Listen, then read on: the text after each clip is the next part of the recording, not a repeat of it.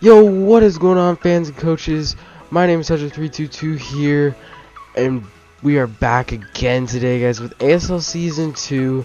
And today, guys, we have the playoffs of ASL Season 2. The regular season is over, but the wildcard round is going on. I will have coverage of the consolation bracket and of the actual playoffs, of course. That's the important thing. Like, not to say that consolation isn't important, but it's playoffs, man. If I don't talk too loud, it's because it's like 10 o'clock at night, and I'm trying not to wake people up or annoy people. So yeah, busy schedule, nice for recording, as you can tell. So I will do the normal matches first. So if you guys just want to watch the normal matches, that's completely fine. But I will do the consolation bracket matches as well. So as you can see, we had the number 3 taking on the number 6, number 4 taking on 5, 7 taking on 14, 8 taking on 13, 9 taking on 12, 10 taking on 11. And guys, we are going to hop right into the matches with the first match of the actual bracket, the actual tournament. If it'll switch over, thank you very much. It is the number 3 seed Meet Your Mantine, coached by TG1 or the Great One, versus the number 6 Arcaniners, coached by Altaria, Motives, or Ian. Now, this was a 6-0. It was a sweep sprinkled in there. As you can see, Beware is one of the weekly heroes, along with like a Blastoise and Garchomp.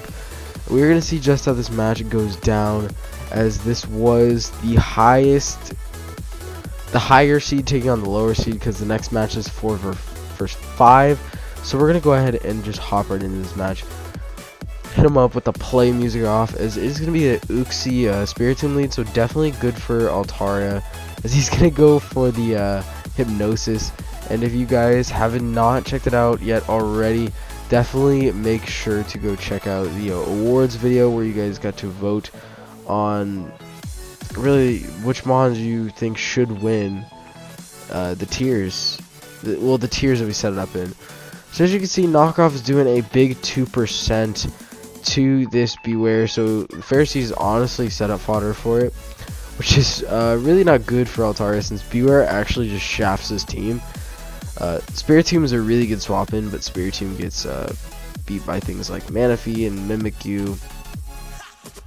So Ice Beam is gonna come in with Manaphy, and it's just gonna blow away the Flygon like 4 times weakness.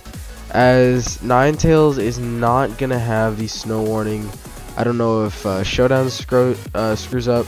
I can understand if Showdown is screwed up. Showdown has screwed me over in many matches before, including a championship. We're not gonna get into that. So Milotic is gonna go for Dragon Tail and get into the Mimikyu, and Pharaoh Seed is going to be out here. Mimikyu is gonna set up a Swords Dance, and again the 1% big damage. I'm sure a crit would do like a whole 3%. So Stealth Rock is going to be set up here as, what's the swap in? What is a swap in? That's game. That's game. Spiritomb was weak enough to the point, and Beware just hits so hard as it is. And oh my god, this Melodic does not take a return. Well, it does actually. Oh my god, how did it live that? Max defense Melodic for you guys. And some people may say this was a dumb play, as he's gonna go for the Flame Charge. I don't think that was a dumb play, because it has the chance to kill, and you could just be like, oh, you don't want to get 6-0 in the playoffs. But like, if he has Roost on the Charizard, he could actually win the game with the Flame Charge, because he needed Flame Charge up just to beat Latios. But I don't think that was a bad play. That was definitely the right play. Even though it didn't kill, it was the right play. So that is going to be the game. The 6-0 is going to start off this weekly recap. And the Meet Your Mantine are going to beat the Arcane Arcaniners. So the Arcane Arcaniners are going to be officially knocked out of the playoffs. Better luck next year. And congratulations to the Meet Your Mantine for moving on.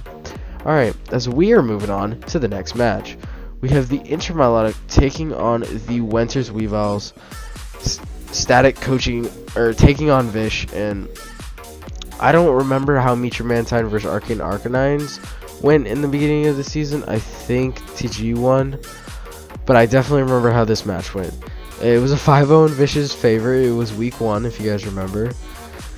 And Static got absolutely shafted in that game. And he really didn't utilize a mon that really just shreds through Vish's team, as you can see. It's Landorus. Landorus, like any variant of it, just shreds through Vish's team. And Zygarde is really the only thing, and Mega Blastoise is really the only thing that stops it. So we're just going to see how that plays out in this match. Again, Mega Blastoise was one of the weekly heroes, and this was only a 2-0 instead of 5-0, so Static definitely prepared much better this time, and he had a little bit of a different team, just Aloak though, and he had Silvally last time he played Vish. So got the Intimidate core going on here. And him on top is going to be forced into Celebi, which Celebi is actually a really good switch into Zygarde. Zygarde does get Crunch, which I think 2 KOs Celebi, at least most variants. So, good bring on Static's part, as he's going to get Toxic, as Vicious really uses Flareon better than most, I would say. He's used it as a very good Wish Cleric, which that's the best way to use Flareon. People are like, oh, Choice Banded set, it's so good. I prefer the Wish set. Not to say the Choice Band is bad, it's just I prefer the Cleric version, since Fire types are actually, they're pretty good. Like, Fire types are like the only type to check Magearna, so, well, there's some other typings, but for the most part, that's like the only thing that really checks Magearna. And if you can hear it in my voice, I'm sick. I don't know if you can hear it in my voice, but I'll like sniffle or something. Stuffy nose, man. Sucks. But this Celebi is looking to be the premier swap into almost everything on Vish's team, which sucks that it has so much pressure in this match. But that just shows Static that he really needs to keep this thing healthy to win this match. And I do believe this match, again, 10 o'clock at night, I might yawn. Yeah, I think this is a lengthy match, if I do remember correctly. I think it's like 40 turns, so he might be here for a while. Static is going to get into something that's really good for him, to be honest. Allows him to get the Dragon Tail off and then go for a close combat, which is actually nothing because this is a bulky Zygarde. Probably meant to take on the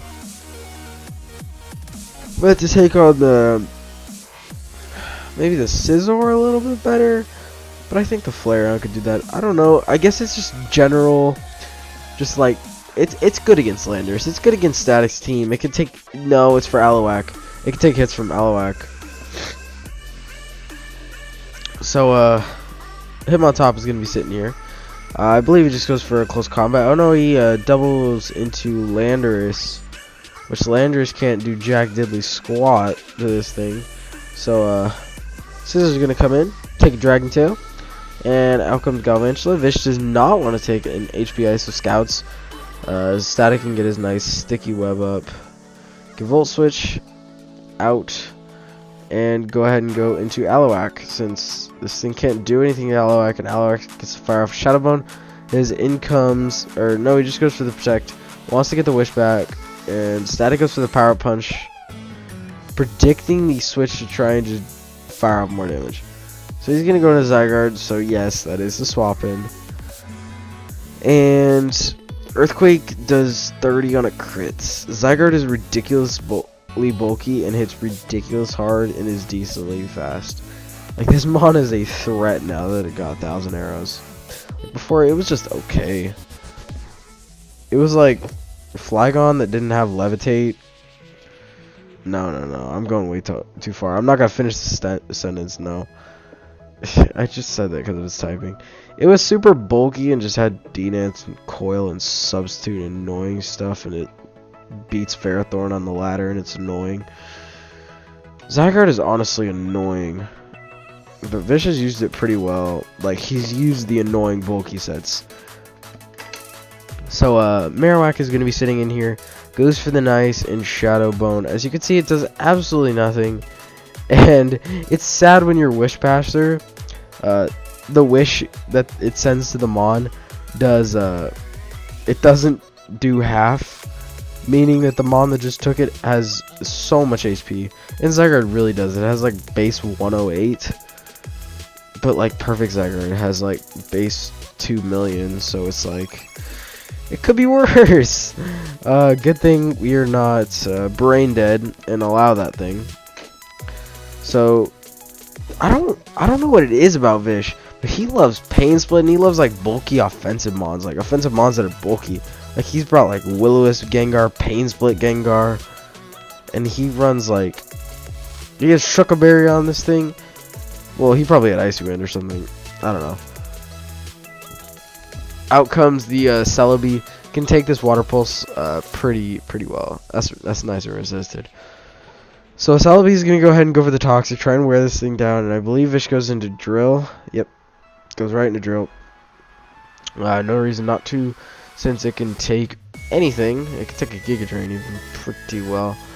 So let's gonna go for the Rapid Spin, since those webs are really hindering the Jolteon.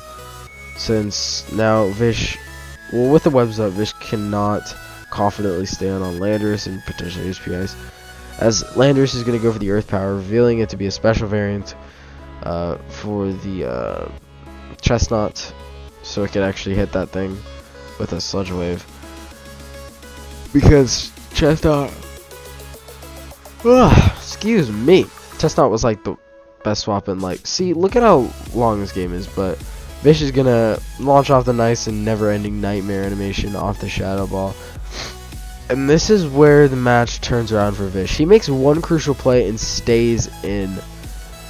And this puts Celebi, it knocked it down in health. And Scizor has to come in and take the Shadow Ball, which is huge that Jolteon didn't die to poison. Because now, has to U-turn, go into Celebi, take this counter. Great preparation on Vish's part. And that's going to be huge that Scizor had to take this hit. Because now Landorus is going to come in here. He's going to do so much. Oh, no, wait. He's going to U-turn. And now Scizor cannot live. Otherwise, it would have lived. And it could have hit it with some damage. And you're going to see how crucial that is. Bullet Punch would have done at least like 15%, I'm assuming. And Earth Power does not kill. It would have killed the Flareon. Oh, yeah. Another thing, I'm also sick. Hold up.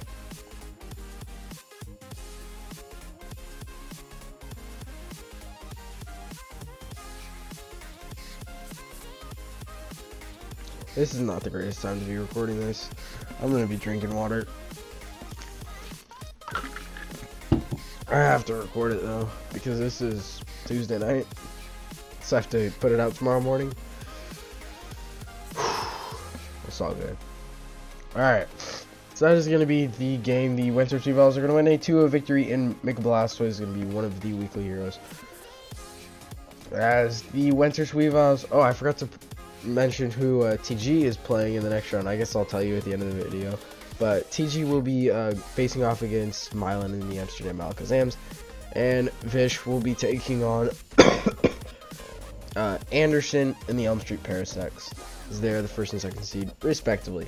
Moving on to the third game, which is going to be the first game of the consolation bracket, and I don't think anyone saw this coming. The Hampshire Hoopas newly taken over by Demaster since BP had to leave. Yeah, ironically, and this stat is true, Rocker has not won a regular season game in ASL Season 2. He has not won a single ASL. He hasn't won a single ASL Season 2 game up until this point. And then he got into playoffs and won his game. He swept with Garchomp. You're gonna see just how he does that. And I commend Rocker on this. His prep was phenomenal. He had a win con the entire game. He knew how to get to victory, and he did it. All the close matches, like against Keister even, and just all the matches in general, he finally found the win con and just stuck to it. So basically all he has to do is get rid of Tapu Fini and Shaman, and he wins with Scarf Chomp. That's what he's working for right now. Let's see how he gets there. So Electivire is going to double into Shaman, probably predicting the Garchomp. Yeah, that makes sense. It was a good double on the Master's part. It made sense. I probably would have made the same double, or pretty close to it. I probably would have doubled into Fini, but it did the same purpose.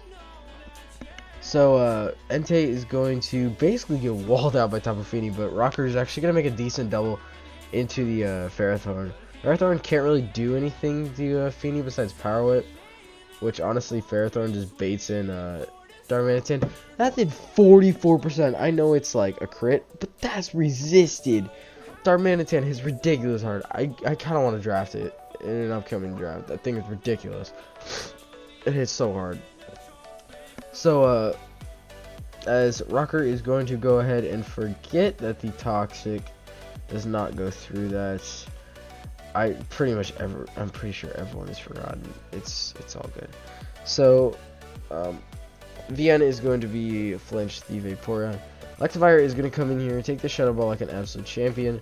Spinef Drop is a little annoying. It's going to double into Shaman, predicting the Garchomp. Rocker does not make the play. He didn't need to make the play, to be fair.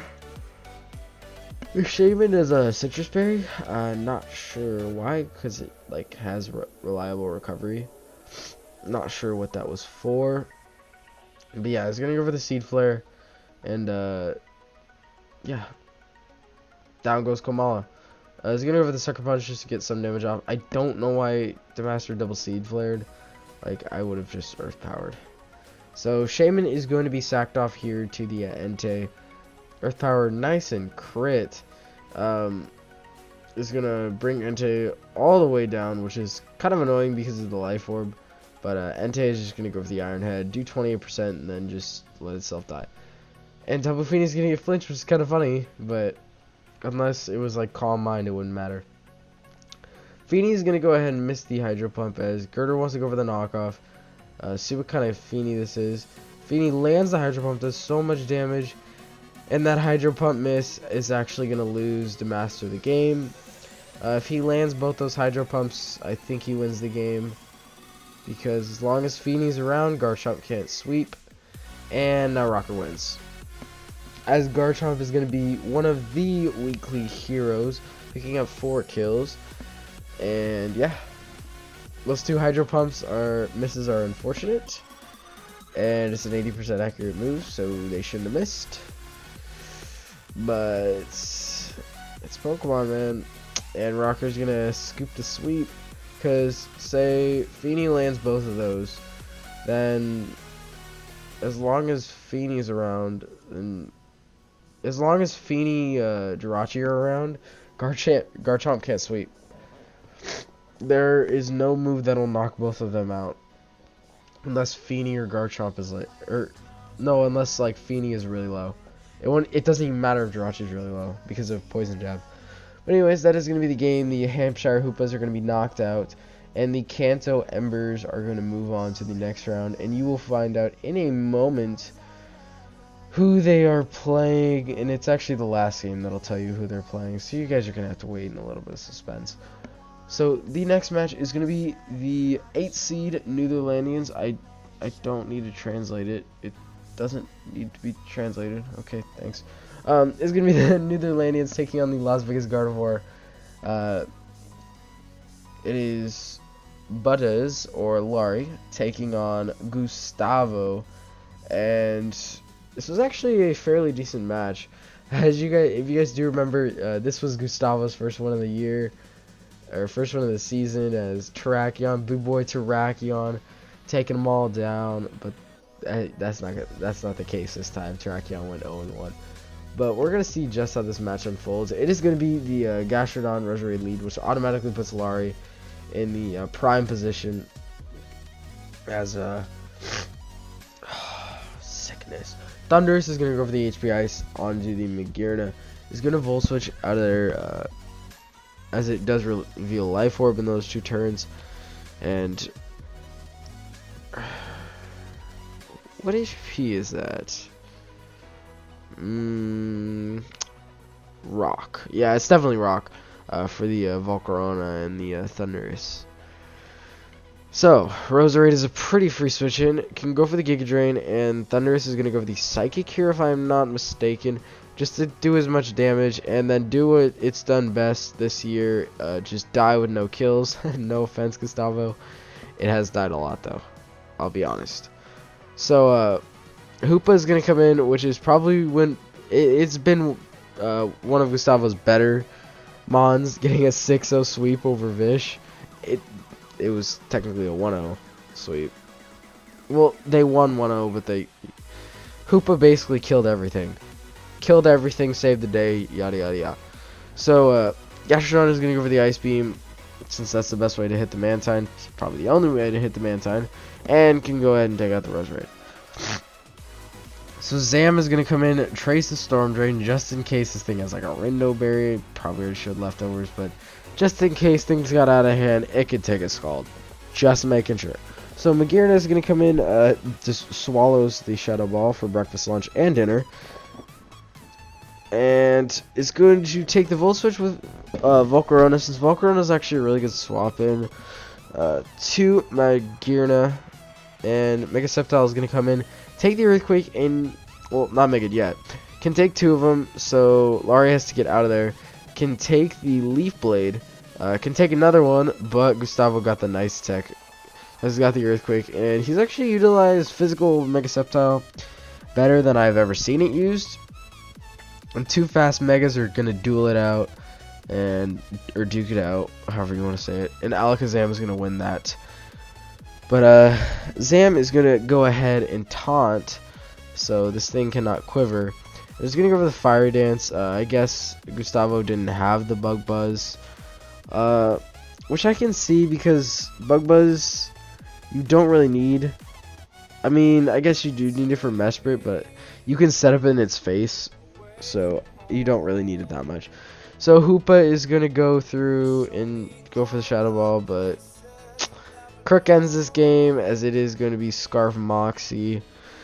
And that is going to be the game. The New Zealandians taking down the Las Vegas Gardevoir. So the New Zealandians are moving on to the next round, and the Las Vegas Gardevoir are going to be knocked out of it. And next, guys, the closest match, and one of the most insane matches of the wild card round. How this game unfolded as it did, I still don't to this day understand. Malone went into this game with some very odd preparation. You're going to see that from turn freaking 1. But it worked. You're going to see how it worked. And this is phenomenal prep. Like, this is prep at its finest. So, let's hop right into the match. As I did get 4-0'd by him in the start of the season by Gator. So he's got Thunder Wave Megalopony. Okay. Why? Maybe for Victini? I don't know. Because I wanted to lead with that thing in U-turn. I go for Glare, Stealth Rock, and the Dragon Tail to get the Cresselia out of there. So that was a good couple turns. He knocks off my Rocky Helmet, which I don't mind too much. Hitmonlee is going to be paralyzed and is going to be sitting at 35%. So I'm pretty happy with this game right now. I don't want him to spin. No, I'm going to spin block with my Sableye. He goes into his Megalopony. I know this thing will basically OHKO me with a high jump kick. I thought he'd go into Cresselia. So I just went for the Toxic. As I predicted, trying to bait the high jump kick as he high jump kicks then. So good play. And then he's going to return. He's going to be taking this Rough Skin damage, which is actually really nice. I can go into my Victini, and I Flame Charge. It does 7%. This damage tells me he has max HP, max physical defense. Max. Oh my god. He brought defensive for alligator from my Victini. Oh my god, I need to get the thing to 60% so I can kill with a bolt strike. Okay. So I go to Heracross, go for the knockoff, and he has a Lychee Berry, which is kind of cool. And he goes for fake out just to get extra burn damage on me. But like, Flame Orb Heracross, oh my god, that thing hits hard. So Ninjask gets to come out. I have to switch out. Heracross puts in work still. As I go into my Rotom, I can Volt Switch on anything, as it will kill this thing, but he just wants to go for the Protect. Understandable, he wants to get the +2 speed. And can Baton Pass into really whatever he wants now. I believe he goes into Cresselia. No, he goes into Togekiss now. And I just go for the Will-O-Wisp just because I thought he might go into Feraligatr, and I wanted to get the Willow off. He goes for the Roost. And oh my god. Oh wait. No, he roosted, so it doesn't happen yet. Sludge Wave? Dude, it's weakness policy. This is a +2, +2, +2 Togekiss. It's at 1%. I live with Nidoqueen. I don't know what roll that was. He must be like 0 speed because I'm Scarfed and outsped. Okay. I'm just trying to sack out my Nidoqueen here. And this was like a really weird game. Like playing it, like Malone's prep like may not make sense, but against my team it makes so much sense. Like his prep was actually ingenious. So he goes for the Baton Pass, goes into Cresselia. Now, this is where he goes into Cresselia. I go with the Volt Switch. I go into my Heracross because if he is bulky, I have a decent chance to live, but he's actually Modest Max special attack, so I had no chance of living that. I go into my Victini, and I just go ahead and go for the V-Create. It doesn't 2-hit KO. Well, it doesn't stall him out. So Sableye is going to just Toxic this thing, as it's going to go for the Calm Mind. It sucks that Sableye can't phase things out. At least I don't think it can, which is dumb. So I go for the knockoff. He pops the Colbur, which is annoying. It's probably for the Heracross for knockoff. So yeah, it wouldn't have mattered if I would have knocked it off with Heracross. So Sableye goes down, but is not in vain. It basically took down Cresselia, which is what I brought it to do each week. Victini has to take Psychic, which is it's important decently, but every time this Gator comes out, I'm scared because it can take a Bolt Strike. And it's no bueno. It's in range now though.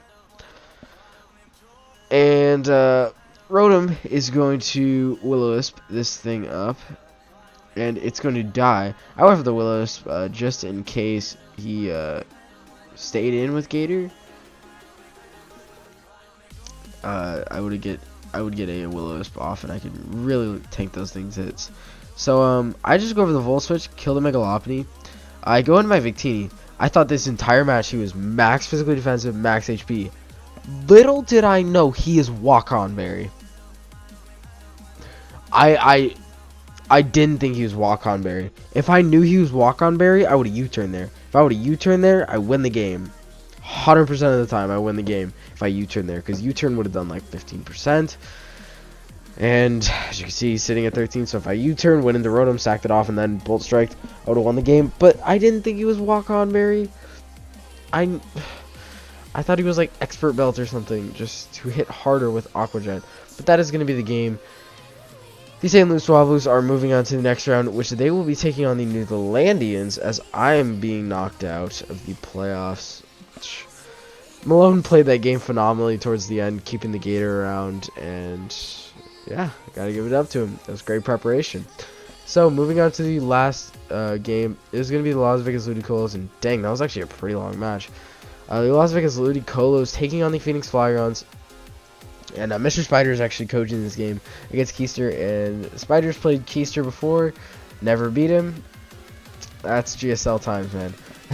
So let's hop right into this match, and Keister had some pretty solid prep, as it didn't show off as well in the stats column, but this set like really put Spider on the back foot and ultimately led Keister winning 4-0. So it is going to be Ludicolo taking on the Crobat, and Crobat just swallows it, laughs in its face, and give Braybird a cross poison, whatever. Braybird is gonna do an okay amount to the Jellicent, not enough where Crobat can stay in and just do it again.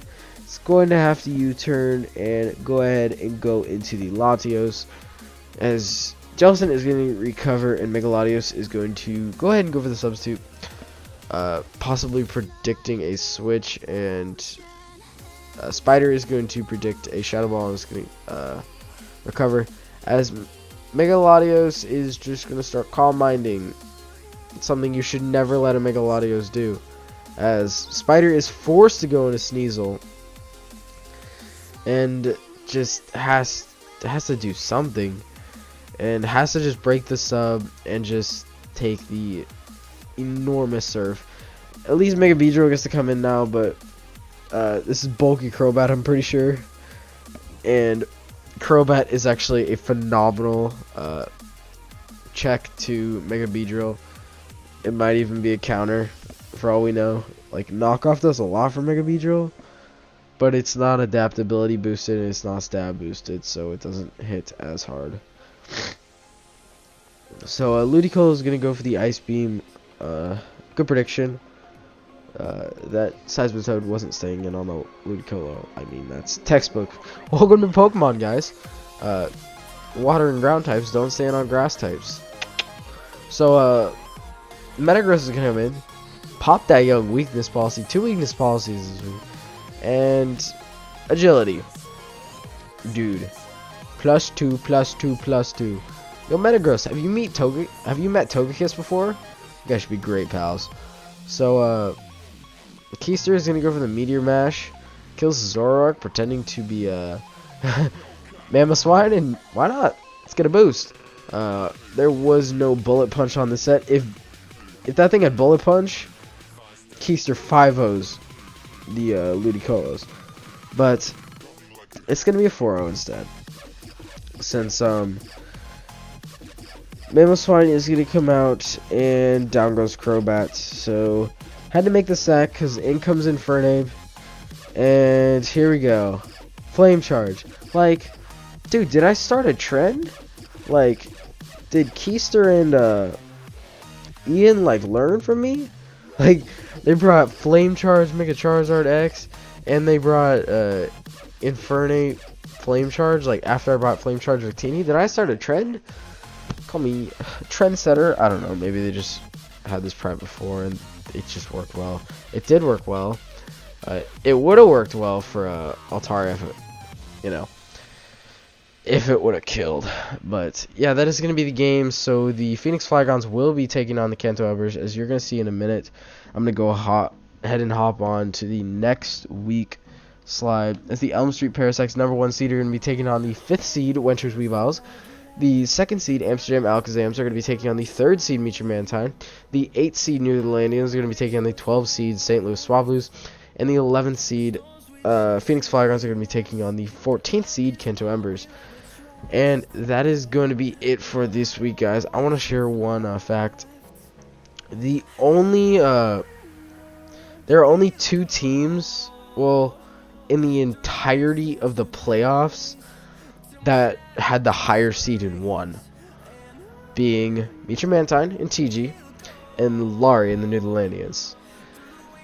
Malone, that was considered an upset because he had lower seed. Same with Rocker, same with Keister, same with Vish. So very unpredictable playoffs if you want to look at it in terms of seeding. It just shows that anyone can beat anyone, as literally Gustavo had 2 wins, and his 2 wins were to Laurie and Vish. Anyone can beat anyone on any given day. And again, that is going to be the end of this one, guys. I hope you guys did enjoy. If you did, please leave a like down below. Subscribe if you have not already.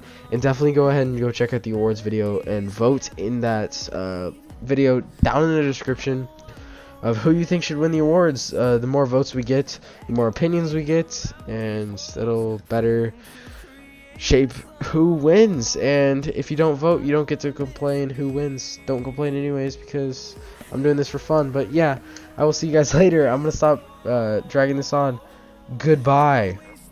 Oh yeah, I'm gonna just say this because it sounds weird without it. I might do something for the semis. Me and Malone might do something for the semis, and probably do a live comm on the championship. See you guys in the next one, which next week the semifinals. Goodbye.